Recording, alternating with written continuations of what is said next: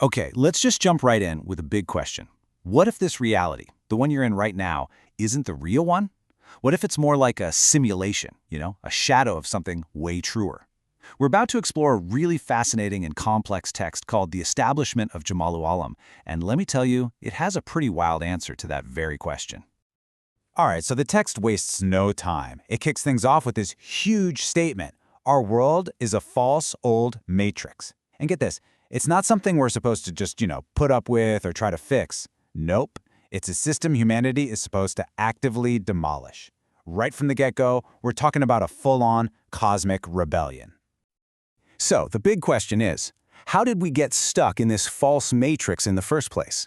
Well, to figure that out, we've got to rewind all the way back to the beginning. The text basically says our entire reality is built on let's call it a primordial error, a mistake that happened at the absolute highest level of creation. So before, anything, there was just this ultimate source. And the source had this desire to see itself. And from that want, it radiated out these incredible first creations. These beings of pure expression were called the aeons. You can kind of think of them as the original perfect blueprints for all of existence. But, as you might have guessed, that perfection didn't last. There was a cosmic slip-up.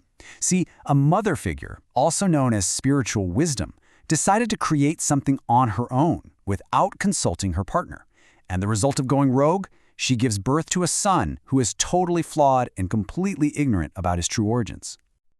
And this is where things get really interesting. This one flawed, ignorant being, he's the one who goes on to build our entire reality. So let's take a closer look at the world he made, the world of the jealousy god. Okay, so this son is described as this bizarre, lion-faced being who holds all the forms of animals inside of him. And because he's totally clueless about the true source way above him, he looks around, sees himself, and thinks, hey, I must be the top dog, the one and only God.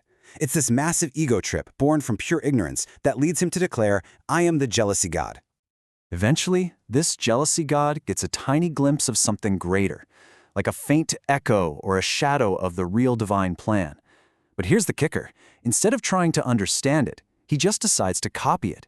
He creates his own version of humanity, a false Adam, and it's not based on the real deal, but on a blurry, distorted shadow of it.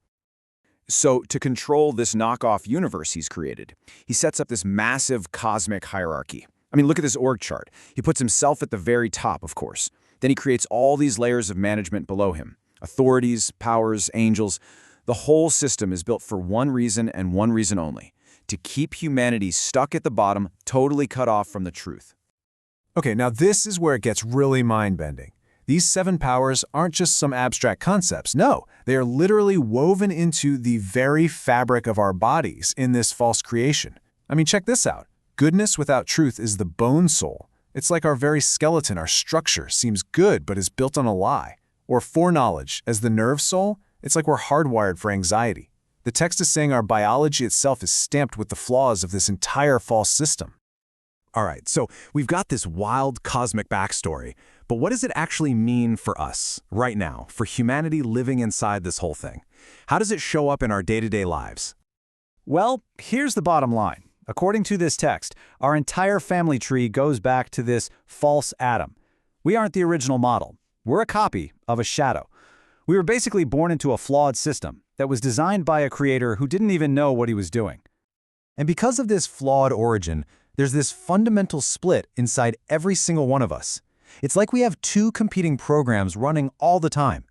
On one side, you've got sensual consciousness, the Antichrist, which is all about ego, separation, and keeping us trapped in this material world. On the other side, there's the rational consciousness, the Christ, which is that little spark, that potential to wake up and see the illusion for what it is. It's literally a constant battle between these two, right inside our own minds. But hey, it's not all doom and gloom. This story isn't just about being trapped in a prison. The text doesn't just point out the problem. It actually gives us a roadmap, a really detailed path for how to break free, how to demolish this matrix from the inside.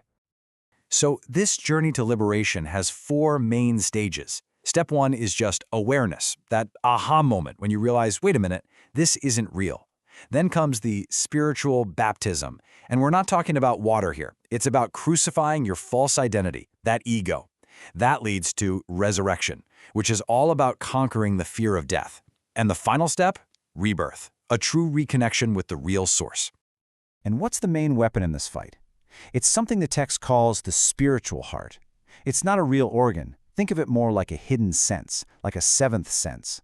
It only gets activated when you have this intense, burning desire to be whole, to find that oneness. And once it's on, that's what gives you the power to actually fight back against the Matrix. Okay, you're going to want to sit down for this part. So how does this spiritual warfare actually work? It's through sound. Yeah, you heard me right. The text says that someone who's awakened can literally broadcast the essence of the Supreme Being, Rabbi Lamin. We're not talking about just a prayer here. This is a specific sound wave, a frequency that is described as the only thing in the entire universe powerful enough to shatter this old system. All right, let's get to the grand finale of this whole story, because the focus shifts now. It goes from a personal, internal journey of liberation to a massive, global prophecy about creating a brand new world. And the prophecies get incredibly specific. The text talks about a final messianic figure called the last true Adam, who's going to show up and lay the groundwork for a new earth. It even names a place, Ethiopia, specifically the Wollo Kalu district. And it points to a particular group, the Amhara, who will be the ones to help manifest this whole new reality. And this new world, the ultimate endgame of this huge cosmic struggle, has a name: Jemalul Alem. It means the spiritually beautiful world. It's basically the ultimate upgrade for both earth and heaven, a place where humanity can finally live out its true eternal destiny. So, after all that, this incredible story leaves us with a really deep question to chew on. The path to freedom it describes is so internal, right? It's all about awakening your own consciousness, activating your spiritual heart. But the end goal is totally external, building a brand new world. So it makes you wonder, is freedom just a state of mind? Or is it something we actually have to go out and build? You know, maybe it's both.